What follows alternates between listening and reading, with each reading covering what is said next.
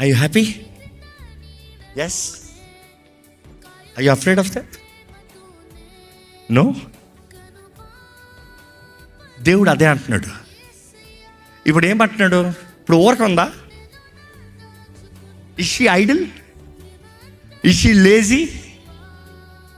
ఏం చేసింది? దేవుడి దగ్గరకు వచ్చింది. అంటే ఉదాహరణ దేవుడు నీ దగ్గర అదే అంటున్నాడు, నువ్వు ఆయన దగ్గరికి రా.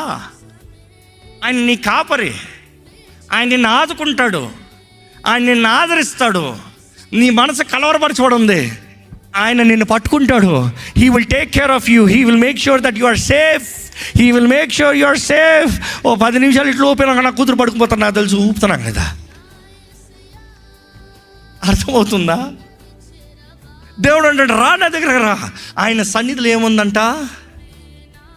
నిత్య సుఖం ఉందంట. ఆయన కుడి హస్తంలో నిత్య సుఖం ఉందంట.